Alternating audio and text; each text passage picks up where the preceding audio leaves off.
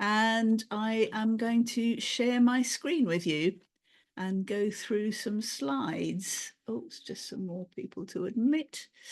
Right, here we go. How to write fiction without the fuss.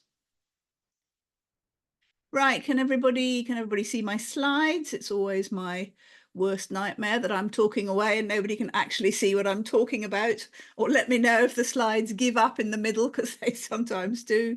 Hopefully they won't. So here we are, and I am going to be talking to you about how to write fiction without the fuss, or how to start writing fiction without the fuss. So I know a fair few of you know who I am and know me, and that is lovely. But for those of you who don't really know me, I am a publisher, so I'm the founder of Rethink Press and also the founder of a book writing app called Book Magic AI. And I founded the Business Book Awards in 2017. And I run the ABU, which stands for A Book of One's Own, Women's Writers Network. And as you can sort of see, I spend a lot of my time, well, most of my time, I suppose I'd say my day job is working with non-fiction books and non-fiction authors, which is lovely and wonderful, but I also absolutely love fiction. I've written 13 books myself, of which 3 are novels and 1 is my How to Write Fiction Without the Fuss book. I've written a few self-help books, and I've written 6 books about writing books. So if we're talking about, the process of writing books, and when I'm mentoring people, I do actually know what it's like to go through the process of writing both fiction and non-fiction, both the pleasures and also, let's face it, the pains of going through the book writing process. So I really spend probably most of my time actually mentoring other people through the book writing process. So I've been the global publishment mentor of the Key Person of Influence program for the last 10 years, possibly 12 years. And I have taken over 2,000 experts and entrepreneurs through the process of writing their business book, or a book that will build their business, which is great, and I love doing that.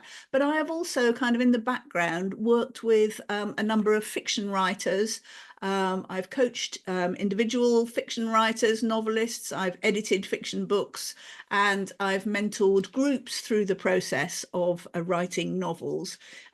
So that's me, and I have somehow found it recently, my mission to get more people to read and write and understand the power of fiction, because I really think fiction is one of the most powerful ways of getting messages across to people, stories that tell important tales. If you just think of the books, the novels that have really genuinely changed the world, and actually fiction in all shapes and sizes. I mean, if you think about I know it's not actually didn't come from a novel, but if you think of the post office scandal in the UK, you may not have come across it if you're not in the UK, but it wasn't the facts and the figures and the people who got the public attention. It was a piece of fiction, which was absolutely brilliant, that has literally changed the whole political landscape on that. And if you think back through history, lots of novels have also done that, from Uncle Tom's Cabin to Dickens to present day. Lots of things, lots of ways that fiction has real power. So let's talk about how to write fiction without the fuss. And what I want to go through with you today is I want to tell you why fiction is good for you, and writing fiction is good for you, and potentially and for your business as well. I think there are some of my entrepreneur and business owning contacts here, so it's a good thing for all sorts of reasons. I'll tell you about my fiction journey, which had its ups and definitely downs. And I want to tell you what the typical mistakes that first-time fiction authors make are, so that you don't have to make those mistakes, and how to get started on your novel the right way. I'll talk about what I think you need to know before you actually start the writing process. And it's really, I think that's key to getting off on the right foot with fiction writing, but also how to make sure that once you do get started, you actually finish your story, which, it would be a real shame if, and happens, and nearly happened to me, that I started something and nearly didn't finish it. And then I will quickly run through ways that you can get published as a fiction writer. So I hope I'll obviously need to cover all of that quite quickly, but I hope it's useful to you. So also at the end, I'll give you a link to download a free ebook of How to Write Fiction Without the Fuss. So why is writing fiction good for you? Well, there really are an awful lot of reasons. I think, it's always good to have a why. And the first one is that it's actually incredibly good for your brain. It improves your cognition, writing fiction. So better writing equals better thinking. I think that's been proven neurologically many times. And the stimulation of writing fiction is really, really high and positive. You also, when you're writing fiction, even more than when you're writing non-fiction, you have to use the interplay of your conscious and your subconscious. You have to, use your subconscious in, I know it sounds ridiculous, but in a conscious way to allow characters and plots and settings to develop. And the interplay of the conscious and the subconscious is also really powerful to keep your brain working actively. It gives you a kind of a really powerful boost in your mental processing. Also, you may not realize if you're a non-fiction writer, you'll probably know that you have to do a certain amount of research to write a non-fiction book. You might be surprised to know how much research fiction authors do on every book they write. And it's not just sort of historical fiction or scientific, science fantasy fiction or any of that. It is also, the people who write contemporary fiction about people that they might know, people they have simply invented characters, but actually they always end up doing a surprising amount of research. And when you're in the middle of writing a piece of fiction, I find, and everybody I've also spoken to finds that you're just on alert, high alert the whole time for everything that the media or your friends or your contacts throw at you. And it all becomes kind of included in the learning you do to write your book. It's a really interesting process.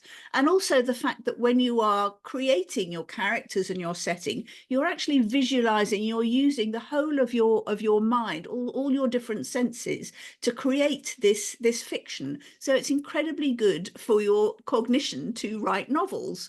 It's also good for your mental health. Fiction writing is fun. It's been associated with dopamine release. All your characters, the people you're writing about, the world you get into. It's like having your own kind of soap opera that you're creating running in the background of your life, and it can make you very happy. And also, what you are often doing in writing fiction, even if you're not telling your life story in a fictitious way, but you're bringing your own life experience to fiction writing. So you are actually finding a way of processing, perhaps through different characters and events, your own life events in a very creative way. And that can be, that can be really helpful.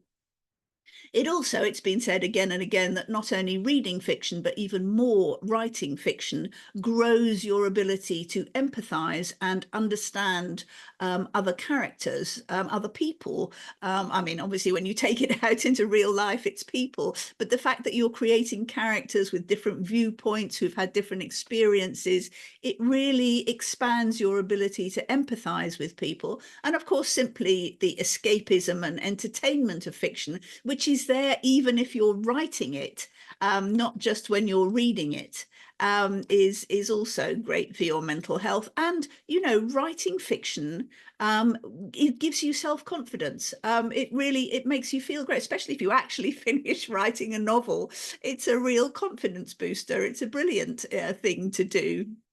And finally, just to be, very kind of transactional about it, it gives you great transferable skills for the rest of your life. So, becoming a good storyteller is incredibly good for your business or your work, or, just entertaining other people. Creative writing is a fantastic skill to have. Planning and structure. Now, I am very focused on this, as those who know me, you might be aware. So, but planning and structure in fiction is also, really a really useful thing to take into real life. Even if it's just planning a holiday, you can sort of think of it in a like a fictional story with characters and settings in it, and it kind of helps you to do that. It also widens your horizons in terms of the different sorts of people, places, eras, whatever that you might write about that you might never have come across or thought to research or go to before. And it gives you an improved way of communicating.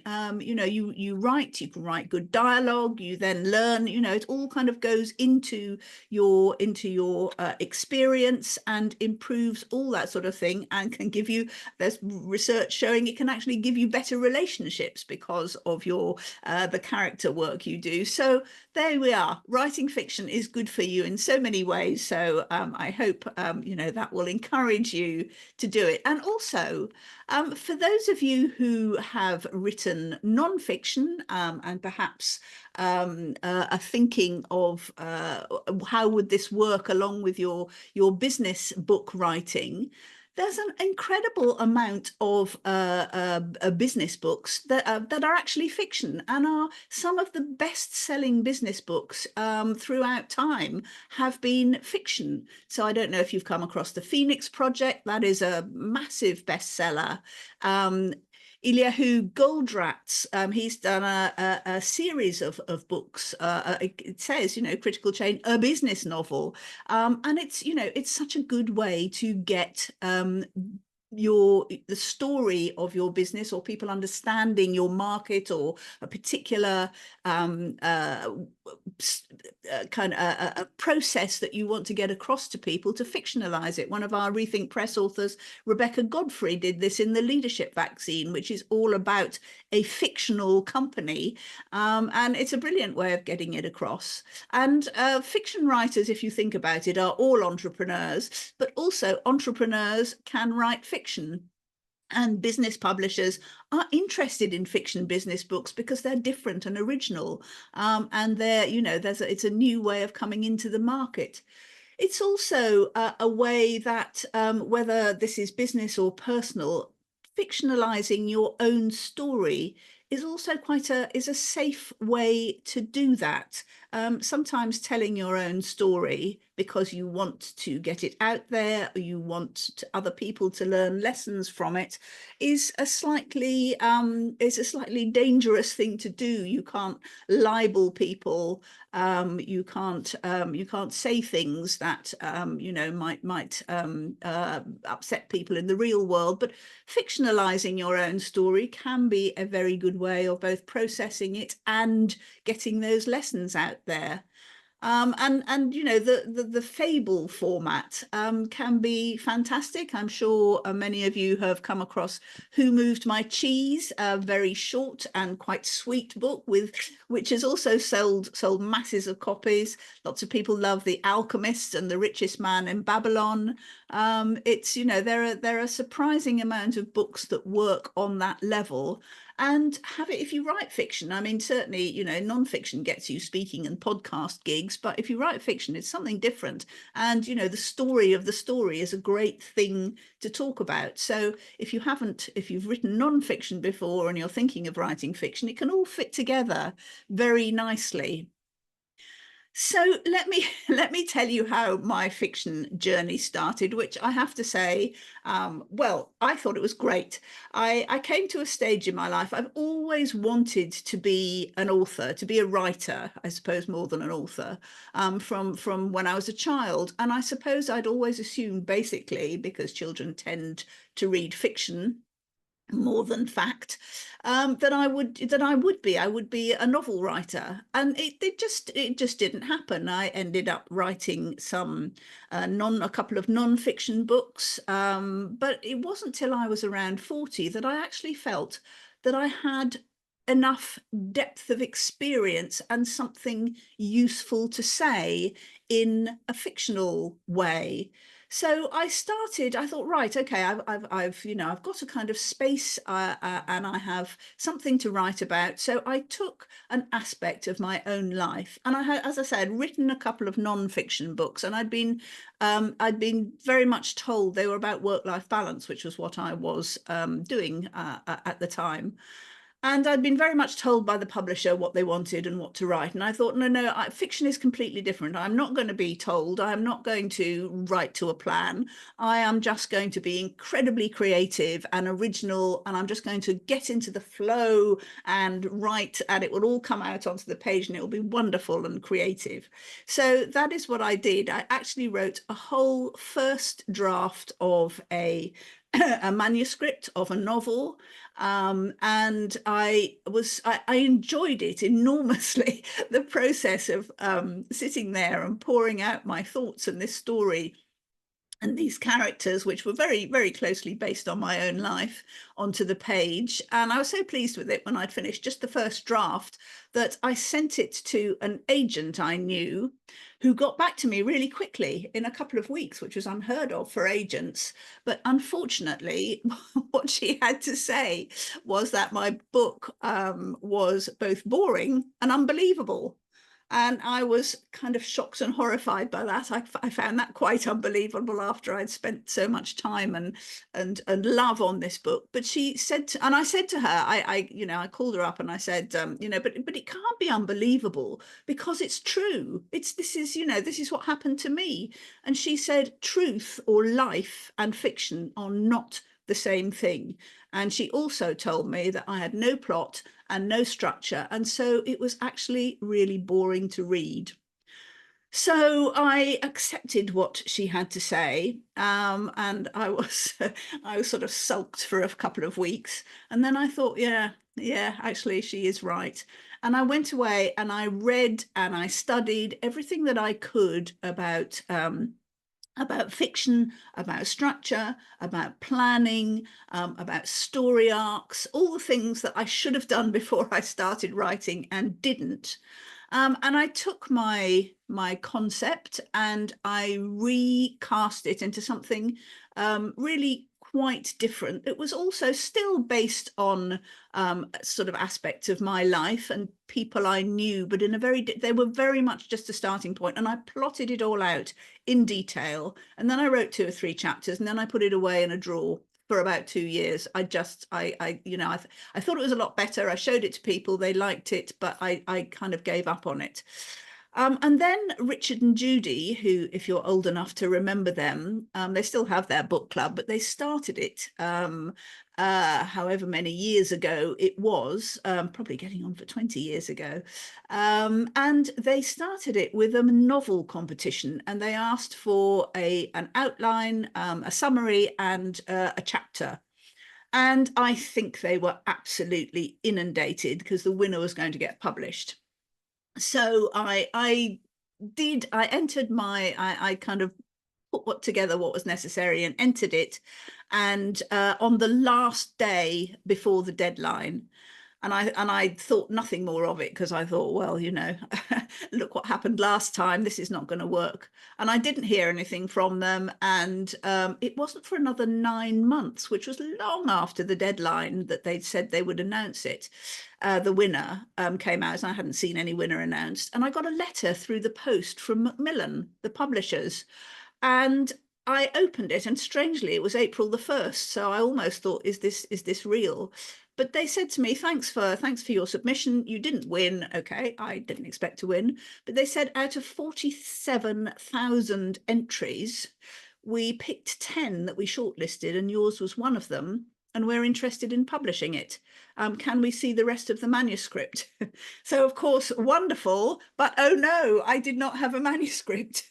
I'd given up after 2 chapters. So I rang them up and I asked if they would wait for a couple of months, actually 4 months as it turned out. And they said, oh yeah, okay.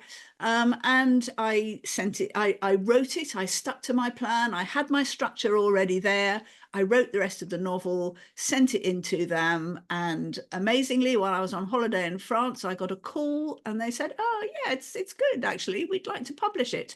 So another over a year later, Blood and Water was published by Macmillan, and it was like, you know, the most wonderful thing that had happened. That was what I'd wanted all my life, to be a published novelist. So that was my story.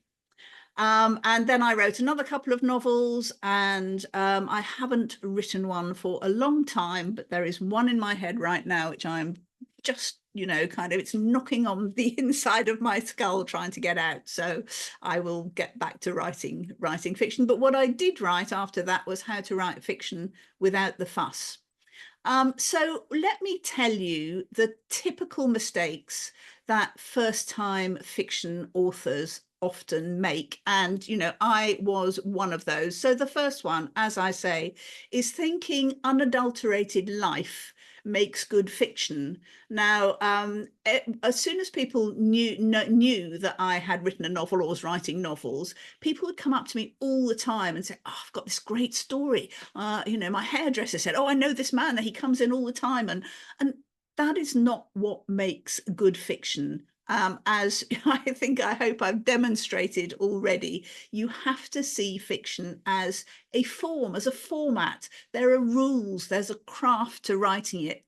A good stories often, of course, come from life. Amazing characters may come from life, but you have to incorporate them into the nature of fiction.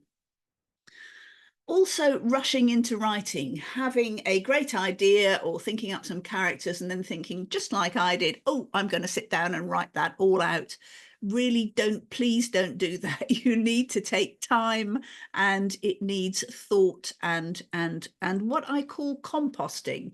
Now, this is something that you don't often see in fiction courses or teaching about fiction, but most successful authors take time to compost. An idea may come to you, but it can take 3, 6 months, a year. Sometimes some authors take, you know, several years to let a book and a novel and a story, characters, settings compost in their minds before they start trying to get it out onto the page, or even to start planning it, because novels are really complex. Even what appear to be quite simple stories have an awful lot of background and tension and information and experience in them. So even if you think you've got a great story, sit with it for a bit, allow it to become a world in your head, and live in that world without trying to get it out of your head for a bit, because your novel will be far, far better. As you create that world, you'll find that all sorts of things kind of pop up in it, all sorts of details, all sorts of new ideas, and it may turn out after you've done the composting stage that it's really not at all what you thought it was going to be at the beginning, but it will be much better. So don't forget that composting your story idea is a really important stage.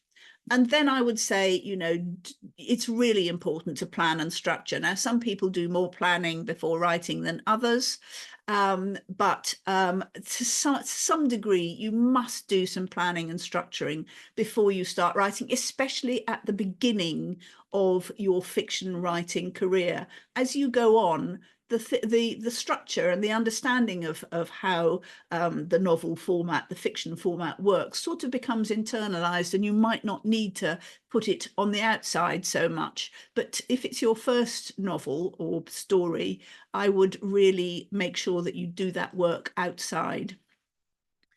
Now, telling and not showing is something that I'll go into a bit more detail in this later, but it's a way of writing that is almost the opposite to non-fiction writing. So readers of fiction do not want to be told what is happening, how a character is. They want to be shown it. They want to be immersed in your world, and to have those details kind of come to them as almost a kind of intuition. So if you tell all the time when you're writing a novel, you're not giving the reader the most satisfactory experience. So you have to learn to show, and I'll talk a bit more about that later.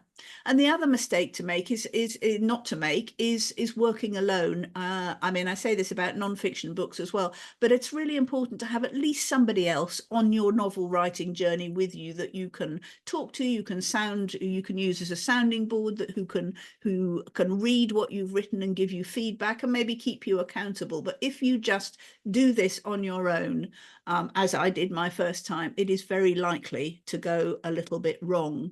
So the right way to start writing your novel, I think, is to, in the first place, clarify your own intentions. And that might be that you are absolutely dead set on starting a career as a fiction writer. And, you know, this is going to be a serious and a big thing in your own life. Or it might be that you're just going to give it a go. You're going to see, you've thought about it for some time, you like the idea of writing fiction, or perhaps you want to just write some short stories. There's all sorts of, reasons, and I haven't been able to look at the chat yet. You may have put some in there. But I think you need to be clear on what you want out of this. And particularly if you are looking to get published and to be a fiction writer, whether it's a side hustle, a retirement venture, or, you know, a big career move, you really need to understand the fiction writing and publishing landscape, to understand what genres, what genre means, and what it means to professionals, to publishers, to agents, and to booksellers, and understand how the fiction landscape works and the publishing market. And then to start as well, all the things I've said, like creating characters and writing a good plan for your novel, you need to create a story Bible with all of these things in it before you start the real writing bit. So again, like the composting, the next step really is to create what's called a story Bible. It's got all the kind of background to your characters, it's got all the kind of information about your book in it. It's a piece of creative writing in itself, but you need to do that and take your time over it before you start writing. And, you know, that includes planning your plots and subplots in detail, because that makes the writing so much easier if you've got that in place. And then when you do start writing, develop a writing habit. Don't just make it because perhaps you think because it's fiction, it's creative, like I did. You still need to develop a conscientious writing habit, because there's no point in starting a story, starting work on something that could be fantastic and then not getting it finished. So, you know, putting a writing habit in place is really important. And it is absolutely, if you read about what you know, professional writers, successful writers do, they all have a particular writing habit. Most of them, I think, seem to write for a few hours in the morning and then have the afternoons off, which is absolutely fine, because you cannot write fiction all day every day. You have to leave processing time. And then finally, I would, you know, learn from experts, do your background reading, understand, you know, read books, go on courses, find out what is what other people know. You don't need to invent the wheel. But there are some things I think you really need to know before you start writing, or perhaps before you start the whole process. And this is to kind of expand on what I've just of what I've just said, it's important to kind of really get a good grasp of these few things. So the first I call kind of which bookshelf. So it is, as I say, about format. I mean, there are different formats for length, particularly of story, of novel, a novella, a novel, an epic. They all have their very particular definitions. And then genres, I mean, obviously there are kind of clear genres like mystery writing, crime writing, but there are also romance, but there are also genres within genres. And romantasy is the most popular genre at the moment. So fantasy romances, incredibly popular, but you need to know that.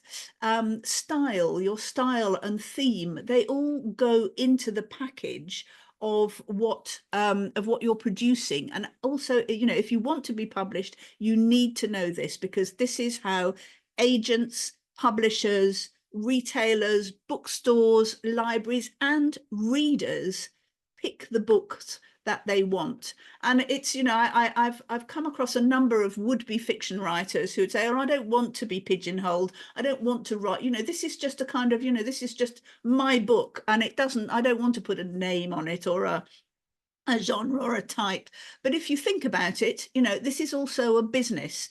And if you walk into a bookshop, for example, as a reader, and it looks like this, and you know what your favorite books are, they're police procedurals or they're science fiction, whatever, you want to know where you can look for what you want. And this is what agents want and publishers want. They want to be very clear about what they would be taking on, and because that is how they're going to sell it. So, this is why bookshops tend to look like this. And, some people might think, well, that's a bit too kind of cut and dried. But actually, you have to make those sorts of decisions. You have to be clear, and you are much more likely to get published and to get sold, for people to buy it and read it, if they know clearly what it is. So it's really important to understand that. And then I think that the next most important things that you have to concentrate on are creating your characters. And you need to create credible, well-defined, and lovable or hateable, both are great, all of them are great characters.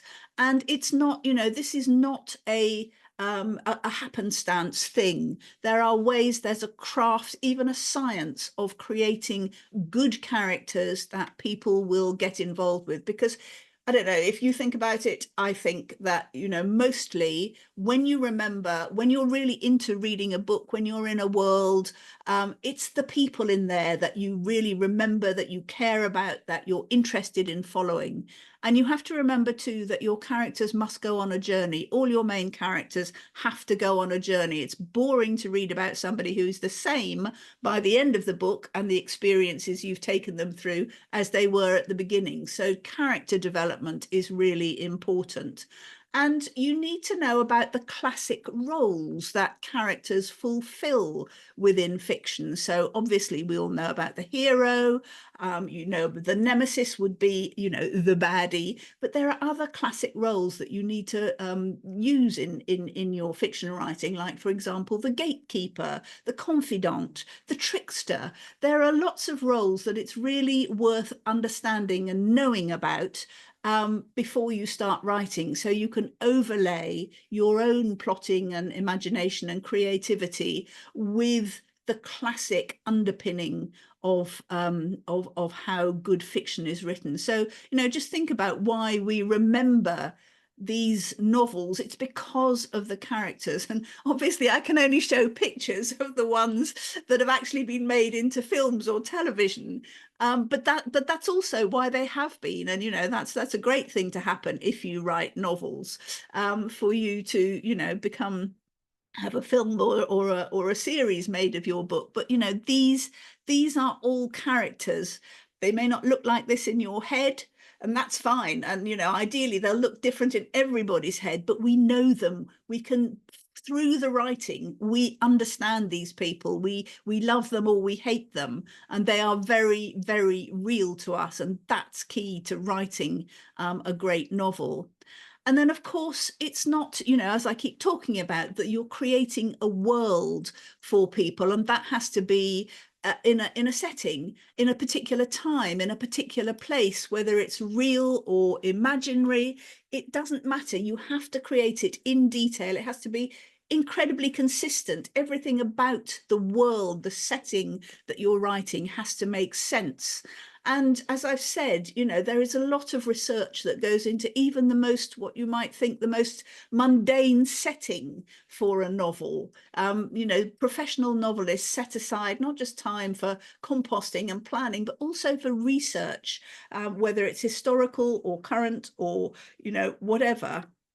It's really important if you're writing about real times and places, whether that is in the past or now, in, you know, a country or a place that you know well or somewhere you don't, that you are accurate enough that you don't annoy people who know that world, that setting better. But of course, you need to be creative about it. So you really need to understand how to create good settings. I mean, where would Harry Potter be without the setting of Hogwarts? Where would Dickens's novels be without his brilliant portrayal of Victorian London? You know, most of our thoughts about Victorian London are literally have been created by Dickens and his novels, even if it's a tiny, small setting like the boat in Life of Pi. Okay, it's on a huge ocean, but, you know, it can be tiny, and yet it's incredibly well evoked and believable.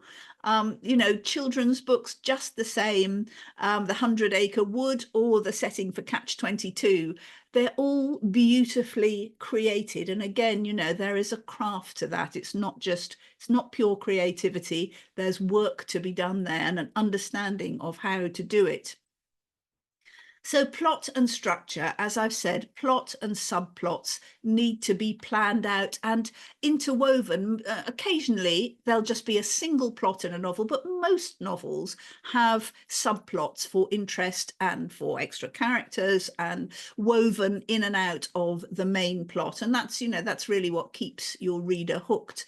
But you need to understand about the story arc, the classic story arc, and the 3-act structure. So it is very well worth knowing, understanding about that. As I've said, there are people who plot in detail and people who don't. Plotters are generally in the fiction world are called, people who plot in detail are called plotters. The people who don't are called pantsers, because they fly by the seat of their pants.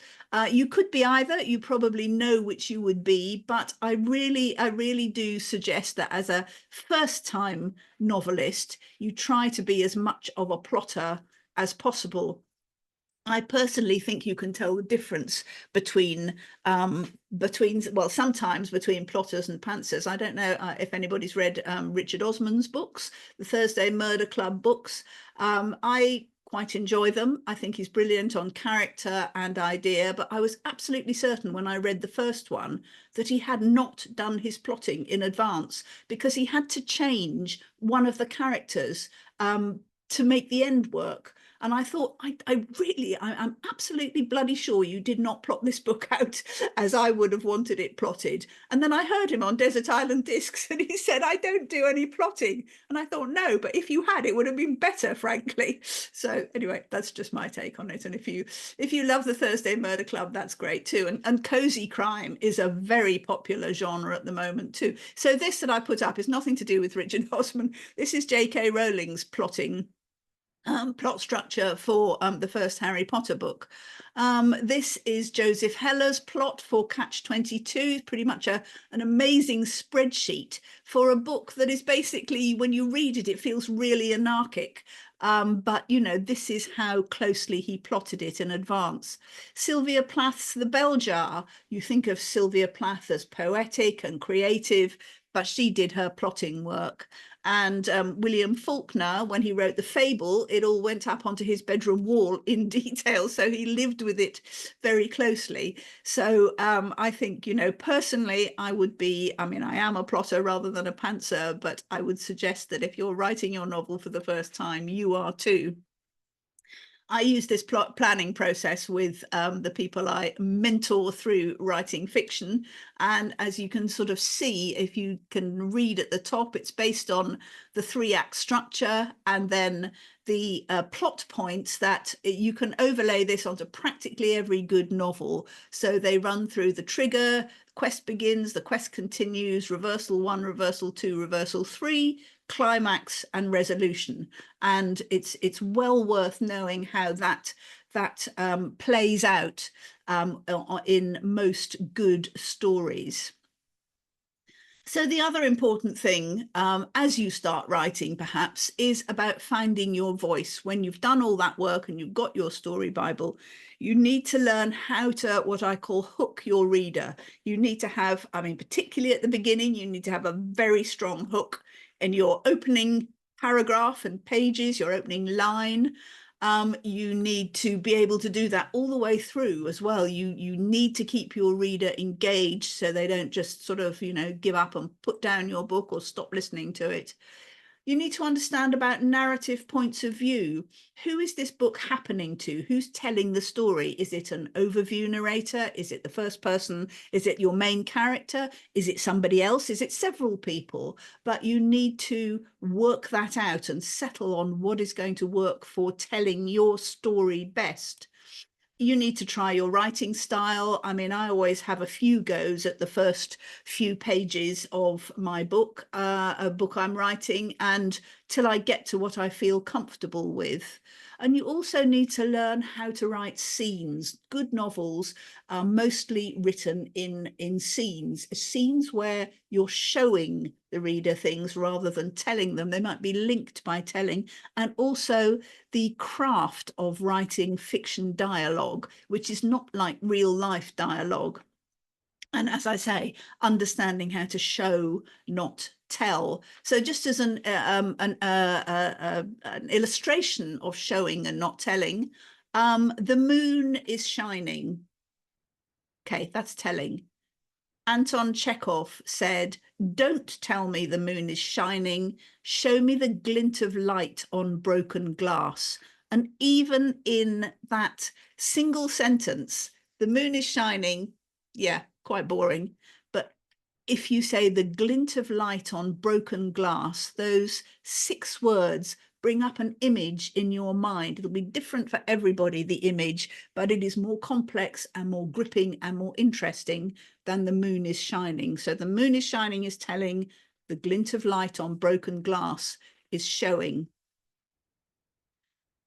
So, and then once you have started, you really need to make sure that you finish your novel. So, as I said, bearing in mind, knowing what you want to achieve is important. If you have that at the beginning, it will take you through to the end, staying aware of, your goals and your outcomes that you want from doing this piece of work and of pleasure and of fun.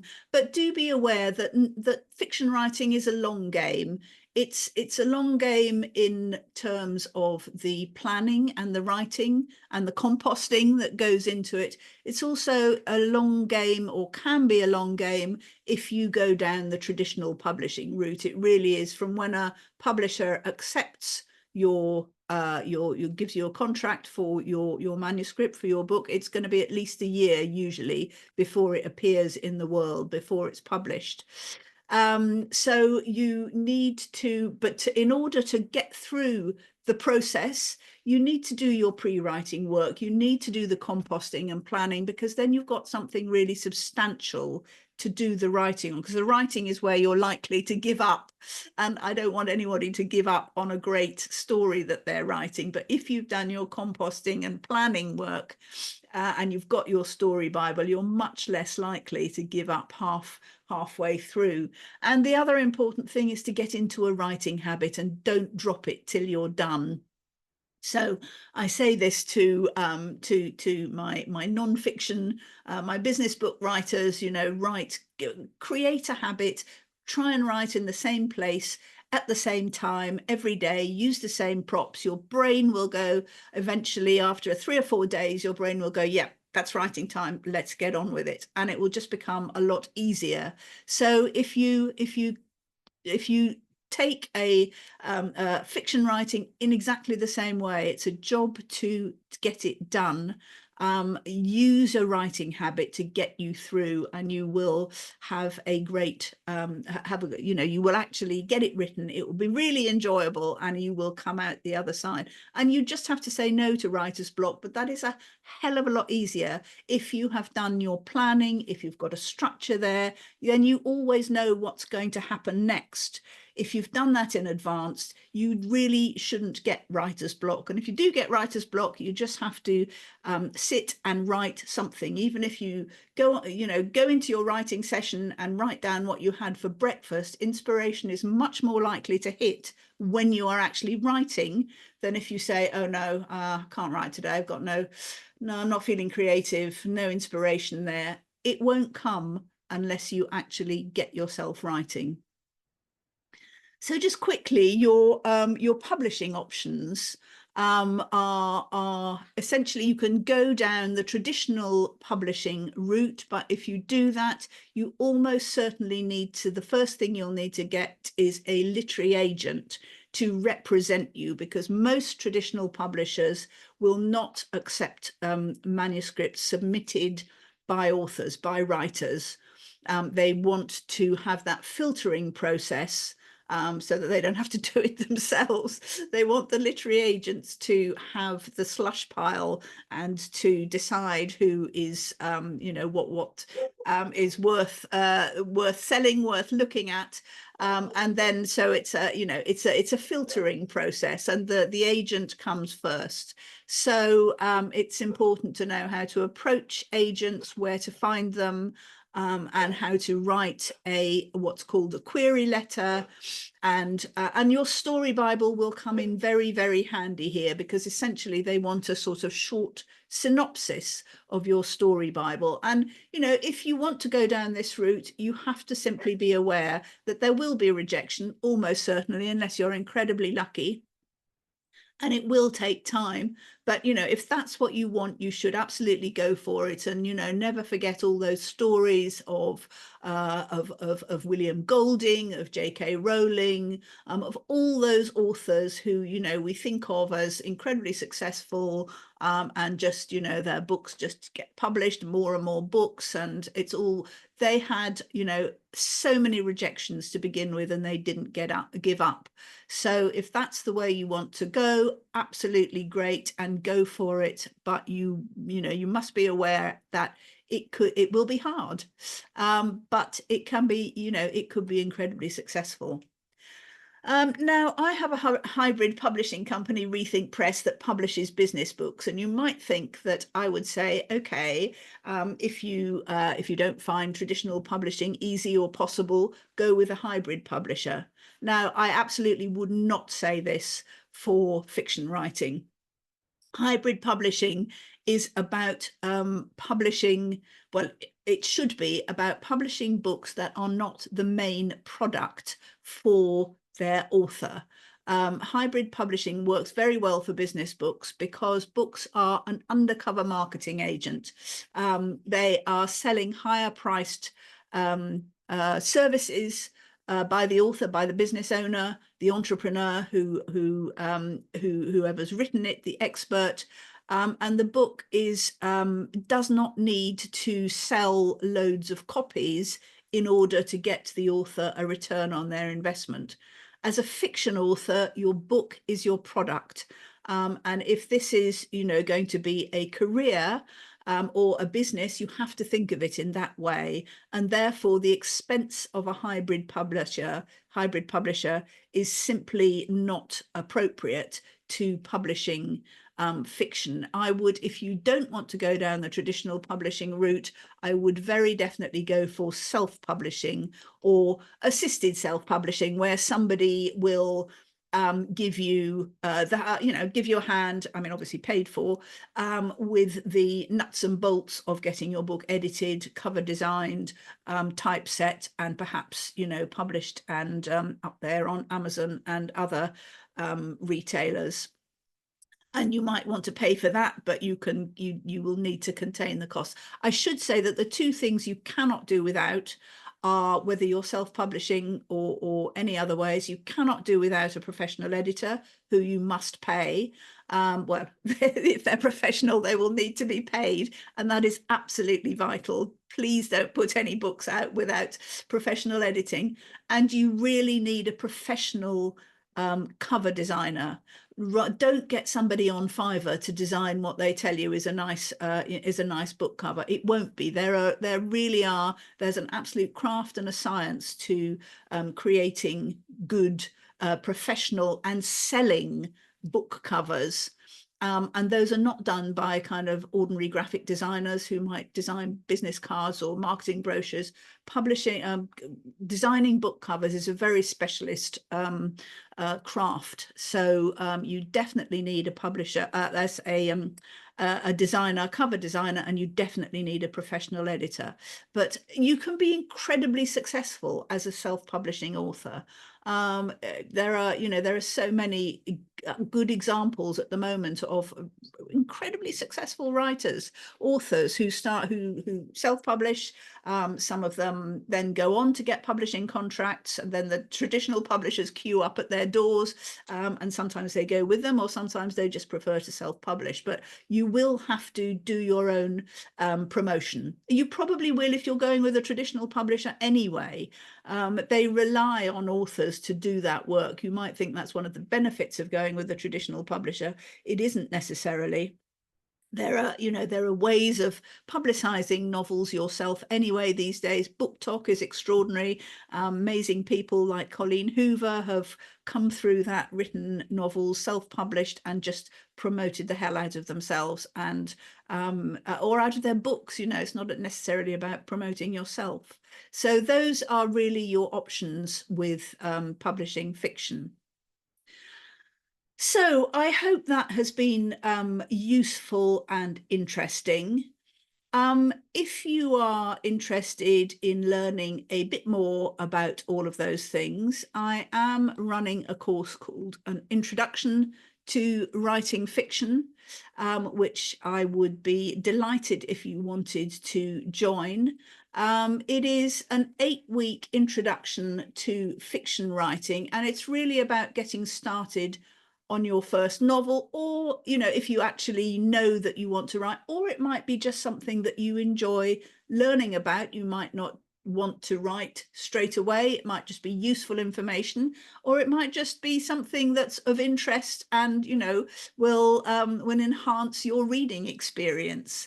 But I kind of know what I'm talking about, and it always turns out that the people who come on my programs are a great group who support each other, either in terms of the writing together or just sort of chatting and exchanging ideas. So it starts on Tuesday, the 8th of October, and there are 8 weekly calls at 7:30 that go through to the 26th of October. They're on Tuesday evenings. But if you can't make every single one, that is completely fine. They're recorded. If you miss one, there will be a Facebook group where I'm always there to answer questions. You can post there. The recordings will be there. The slides of each call will be there, so you can't miss out on anything. And it always turns into a nice community. So just to be completely transparent, the cost is £449 dead on for the 8-week course, or you can pay in 2 installments. And I think maybe McCarraher is putting the link if you want to have a look at the landing page in the chat. So thank you so much for joining today. I'm going to stop and answer any questions now. But if you want to download an ebook of how to write fiction without the fuss, Michaela will also put that in the chat, so please do. We'll email everybody and send these links and the recording in case you want to listen to it again when you're there. If you sign up to Introduction to Writing Fiction, I'll send you an actual signed copy of How to Write Fiction Without the Fuss. That's that. But I hope you've enjoyed learning a bit about an introduction to fiction. And if anybody now has any questions, I am more than happy to ask them. So just maybe stick your hand up if you want to ask anything. I'm just going back to the chat now. So Sarah, you're curious about writing a fiction version of your non-fiction book. I think that is a great idea. Quiet Catalyst. Yeah, your book is fantastic. So definitely that would be terrific. And Julia too. Yes, I think you have I know you work with parents and children, so that will be I think you could tell a terrific story through that and get your message across to different people in a different way. Lucy, yes, I think it is. I think maybe fiction will be more fun for you, Lucy Palmer, too. I think you might enjoy that more, and I would love to see that happen. Hello, Cheryl. You're based in Kent. Oh, you're currently writing your first fiction novel. Yeah, absolutely. Well, I hope you got something out of this today. Coralia, you want to write fiction without the fuss? Fantastic. That would be great, and you absolutely should as well. Janet, oh, you did a creative writing course last year. Brilliant. And you're writing your story. Congratulations. That's fantastic. Penny, I think you could write a great fiction book. You have amazing experience in all sorts of areas. And I think you should definitely consider that. And Davina, yes, Davina, I was thinking Davina works in what should I say, food allergies, nutrition for young people. And I think a storybook would be brilliant. I think it would work incredibly well for that. You've also asked for information on how you might use Book Magic AI for fiction. It's not really built for fiction. I mean, you could plan it out in Book Magic. You could write it in Book Magic, but there isn't the same sort of help and support there. And I mean, the next thing I want to do is create a fiction writing app. So, but I know I'm not going to get kind of anywhere with that till at least next year. But I will. But it's great to know that that would be of interest to you. So Jane, you're a business journalist and podcaster. Yeah, I mean, I think when you're an English graduate and an avid reader, absolutely. I know it is something that, we kind of, I don't know, many of us may have done as a child, and then you kind of stop writing fiction. It somehow seems like kind of like an added extra, but actually I think I really encourage you to consider fiction writing. Elizabeth always wanted to write a book and haven't fitted in, and yet you kind of have to be you have to make a decision that you're going to do it, and it has to you have to take that time and just be clear that it's something you want to achieve, and it doesn't have to be a whole new career. It can just be something that you do for your own pleasure.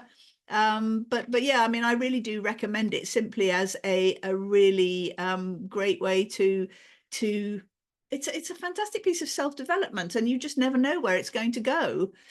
You could easily find yourself having written a great book and getting published or publishing yourself. Zephyr says, I love that story holiday comparison. I do that, except I do that with my entire day. Yes, that's absolutely great. Act like, yeah, I love that. I act like I'm in a story. It gives me power. Wow, that is a fantastic thing to say. Brilliant, Zephyr. Yeah, and you could take that. You're used to doing that. And so you will easily be able to become a fiction writer. I do think that's really powerful. I think there is something about, the creation of stories in your life and on the page that gives enormous power. Letitia, you've got one written and not sold. I know it's a hard sell, but why don't you self-publish and one new novel in concept? Self-publish it. Why don't you? It will be, I'm sure you could do that, and then you would have a novel out there, and that might encourage a publisher to take your next novel. And you relate to coming to to midlife after. Yes, I mean, I think it suddenly hits you sometimes that it was maybe something you always wanted to do, and you need to do it. Chezzy, you're here to gain experience as an entrepreneur. Yeah, to tell my own story and guide my 6-year-old who wrote his first 5-page fiction story into writing more story. Oh, that's absolutely great. Yeah, really encourage children to do that. It's so good, of course, so great for them as well. Sue, was it really 20 years ago? I think you're talking about Richard and Julia. I'm afraid it probably was. Okay, so has anybody, lots of fantastic, oh gosh, 12 new messages. I need to go down to, so does anybody want to just sort of shout out and ask a question or make a comment or tell us where you're coming from, what you're up to? I'd love to hear from anybody who wants to say something. Hi, I don't know if you can hear me. I can hear you, Yeah, absolutely. hi. So first of all, it was extremely insightful. I start following you on LinkedIn. I watch your videos and your stories about creating the videos. I was very impressed, and here I am. So thank you so much for your time today. I really want to work with you, but I'm on the nonfiction side, so I didn't want to Right. spoil the conversation. I will be in touch probably, Seb, but let me ask the question anyway. So I did sign a contract with Author House for a self-publishing Right. business book 3 years ago. Yeah. I paid everything in full. I thought it was a fast way to get the book out there. And 3 years later, I'm almost done with writing it, right? And since I learn a lot about marketing, distribution, and I'm exhausted, and I'm really starting thinking that despite paying, maybe I should make an effort and trying to find a publisher for that, because I think Yeah, I marketing mean, is I'm really sorry to tell you that Author House are, I mean, they're very well known for being rubbish, basically. And I mean, there are people who are published with Author House and are very happy with them, but they tend to charge a lot for a poor service. If you, Anna, if you drop me a message on LinkedIn, yeah. I'll see if I can help you. Tell me again what you've Yeah, said, maybe we can schedule a call, right? and yeah, let's see if we See can if we can work help. together in the future. Again, I appreciate your time. I didn't want to spoil because I know it's fiction. I understand the limitation, but yes, I will drop you a line there. Yeah. Yes, do. So Sue asks, is it easier to get a full-length novel published than a book of short stories? Yeah, it is. It is easier to get a full-length novel. I mean, if you want to start with short stories, then I would do it in sort of, submit them to magazines, go in for competitions. But actually publishing, they don't really sell very well, books of short stories. You've got to be a very successful author, usually, kind of novelist anyway, for people to publish and indeed buy your short story. I mean, you could self-publish your own book of short stories, but on the whole, short stories are just not so popular as full-length novels. I hope that's and yes, it's easier, you know, if you're looking for a traditional publisher, it is easier to get a full-length novel published. It's not easy, but it's easier to get a full-length novel published than a book of short stories at the start. That's almost something, you know, you would do later as a successful novelist. Although, you know, you kind of have to go, you know, a different route to get short stories published. Go to kind of prestigious magazines that publish short stories. And as I say, competitions. There are still a lot of short story competitions going on out there. So if you can kind of get a few awards or prizes, that gives you a good kind of way in. Okay, so the typical word count range of a novel is 80 to 90,000 words is a standard novel. A short novel is 60 or 70,000 words. You can't really get away with publishing a novel of less than 60,000. I mean, there are, you know, there is a form called the novella, which is probably between 40 and 60,000 words, but there aren't many of those published at the moment.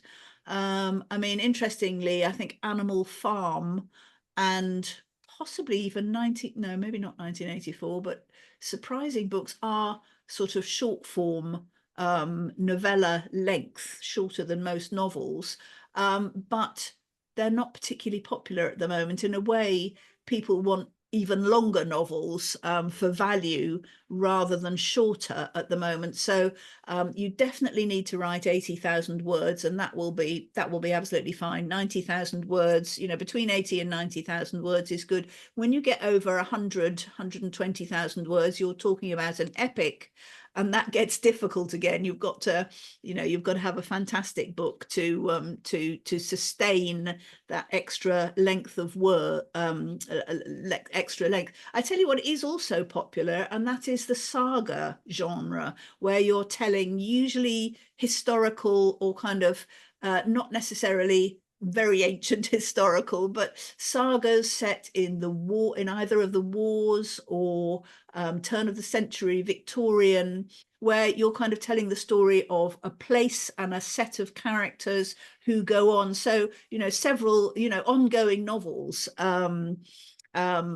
usually again around 80,000 words each, but you know, you kind of keep churning them out, and you know, people get hooked and they really want to, you know, then the next one and the next one, what happened to them, what's the next story, or you take one member of the family and write a story about a novel about them, and then the next one. But sagas are a good way to go as well. Okay, I hope that's answered the typical word count. Any other questions? What have I missed? I think that's all the questions I can see in oh, Janet, will you run the course again? Yes, I will. Absolutely. And I will also probably start my first time female fiction course in the new year as well, which is kind of a year's course that really takes you through working a novel. So introduction to fiction is, as I said, just the 8 weeks to get you kind of set up so you know what you need to know, and perhaps you've you've kind of you're then ready to write, and you know, you could have got your story Bible written during those 8 weeks. Okay, I think, is there any other questions here? Can't see any. Please do shout out if you've got another question. Otherwise, I've gone over the hour, so I'm sorry to have kept you late. I hope you haven't missed your lunch. Gary says, oh, so Zephyr, are Rethink Press agents? No, we're not agents. We're hybrid publishers. And do you provide advice and help mainly? No, we publish business books, but we can provide advice and help if you have a business book that you want published, and you know, we could talk about different ways you could go about that. If you want to inbox me at LinkedIn, that will be good. Gary says, can you please tell us a little about your personal experience with Amazon Kindle versus bookstores, book signing? How much work did you do after publication? Well, bearing in mind that my novels were published a good few years ago now, Macmillan had a launch party for me in a bookshop in London that was very nice. I did a lot of work. I went around libraries. I did a lot of library talks locally to where I am. I'm in Norfolk.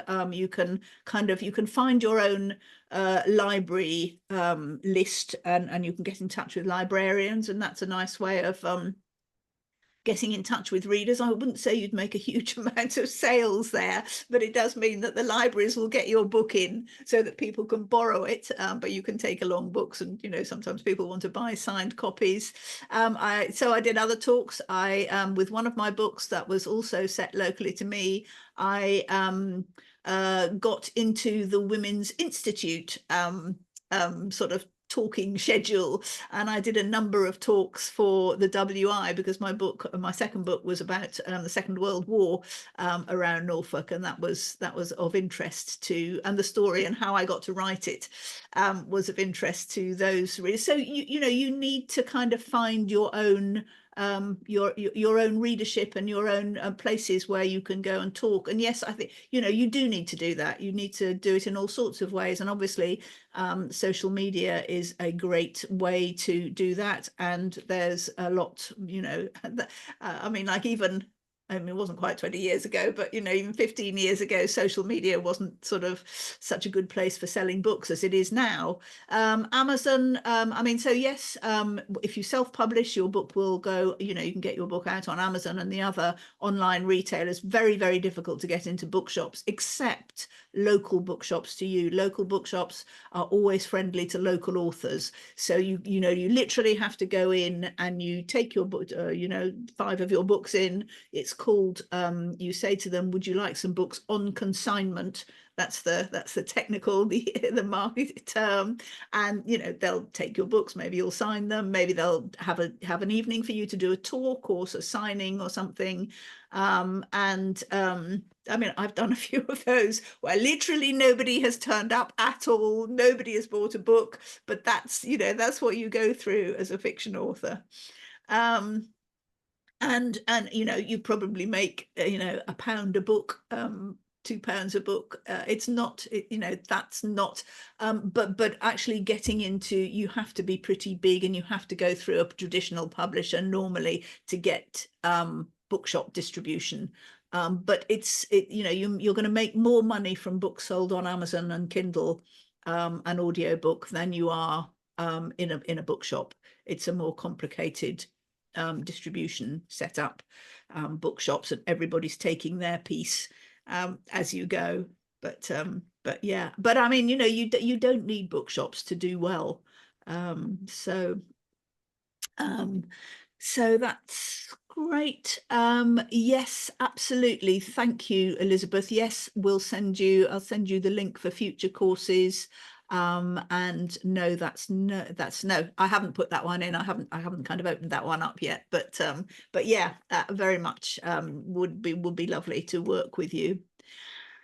Okay, so thank you so much again, everybody, for coming today. It was great to see you.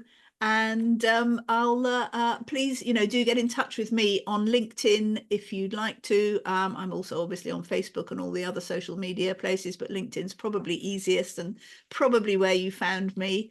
So do that. And if you want to come on the Introduction to Fiction course, I would absolutely love to see you there. Okay, thank you all so much. Bye for now.